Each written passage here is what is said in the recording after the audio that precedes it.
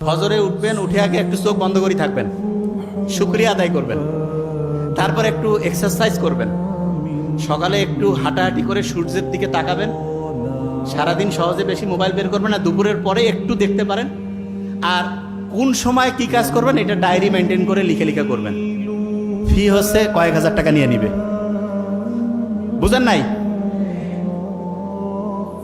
বড় বড় যে রোগগুলো, আমি তো অবাক হয়ে গেছি যে কিরে বাবা, এগুলো রোগ, এগুলো ট্রিটমেন্ট, এবং এগুলো যাদের হয়, অবশ্য যার টাকা পয়সা কম হইলেও কোনো সমস্যা নেই, কারণ মানে রোগ যে আসে টেরে পাবে না।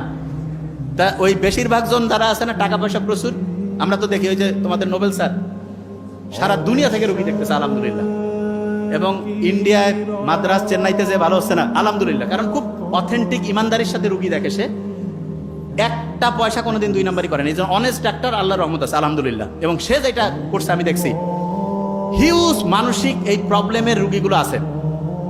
তা এইটা থেকে কেউ যদি চ্যানেলটি সাবস্ক্রাইব করে আমাদের সঙ্গেই থাকুন।